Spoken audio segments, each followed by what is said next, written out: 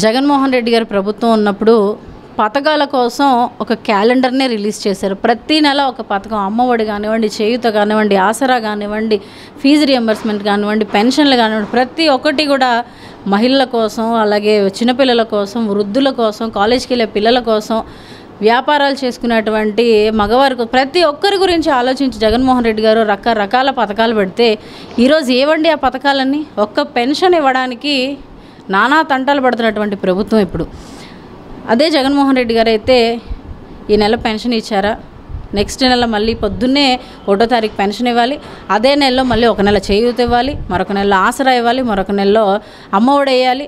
నెల నెల ఎక్కడ కూడా కరోనా లాంటి విపత్కరమైన పరిస్థితుల్లో కూడా ఆయన ఏ రోజు కూడా ఆయన ప్రజలకు ఇచ్చినటువంటి మాటని మర్చిపోలేదు, ఆయన బాధ్యతని మర్చిపోలేదు.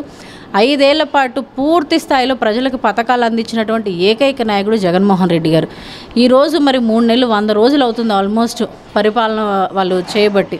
మరి ఈ 100 రోజుల్లో ఏ పథకాలు వెళ్ళే ప్రభుత్వం నుంచి ప్రజలకి? ఒక్క పెన్షన్ వెళ్ళింది, అంతకు మించి వేరే ఏ పథకం వెళ్ళింది అని చెప్పేసి కూడా మేము వాళ్ళని ప్రశ్నిస్తూ ఉన్నాం. అలాగే ఇప్పుడు చాలామంది మాట్లాడుతూ ఉన్నారు, మా దగ్గర డేటా లేదు, ఆ డేటాని గ్యాదర్ చేసుకొని నెక్స్ట్ 2025 సంవత్సరం నుంచి మేము అన్నిటినీ కూడా రీస్కెడ్యూల్ చేసుకొని చూసుకొని అప్పుడు ఇస్తాం ఇప్పుడు ఒక సంవత్సరం అయిపోద్దా? ఇంకో 4 ఏళ్ళు మిగులుతాయి. ఈ 4 ఏళ్లలో మళ్ళీ ఇంకెన్ని రీజన్స్ చెప్తారో, ఇంకెన్ని ప్రజలకి ఏదో ఒకటి చెప్పడం, మాయపుచ్చడం, పథకాలన్నింటినీ కూడా ప్రజలకు ఇవ్వకుండా తప్పించుకోవడమే ఈ ప్రభుత్వం యొక్క లక్ష్యం అని చెప్పేసి మాకు అర్థమవుతూ ఉంది.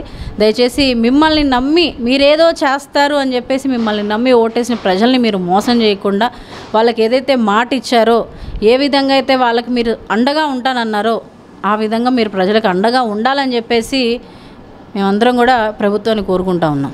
మేడం, జగన్మోహన్ రెడ్డి గారు కూడా చెప్పడం జరిగింది, జగన్నామం కాదు, ప్రజలకి ఏ అయితే హామీలు ఇచ్చారో హామీల మీద కూడా దృష్టి పెట్టాలంటూ కూడా చంద్రబాబు నాయుడు గారికి చెప్పడం జరిగింది. మీరేమంటారు?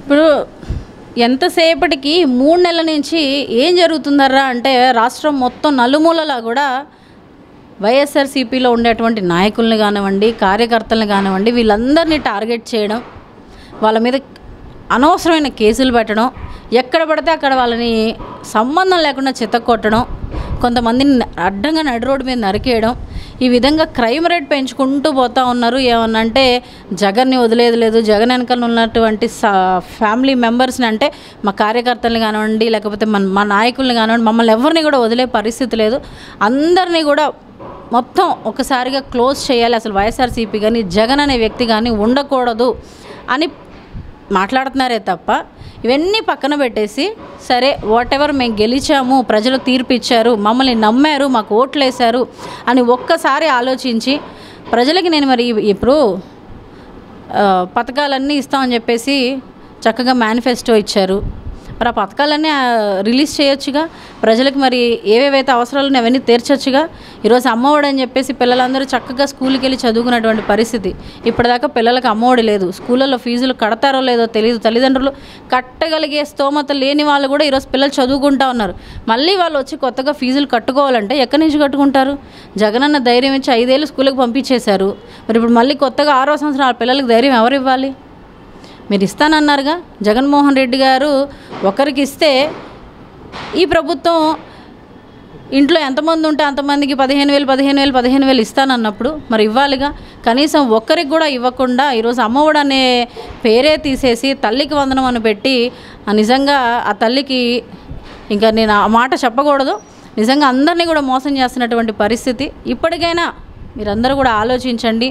ప్రభుత్వం ఒకసారి ప్రజల గురించి ఆలోచించి చక్కటి నిర్ణయం తీసుకొని వాళ్ళకి ఇవ్వాల్సినటువంటి పథకాలను ఇస్తే ప్రజలు సంతోషంగా ఉంటారని చెప్పేసి మేము మిమ్మల్ని వేడుకోవడం జరుగుతూ ఉంది.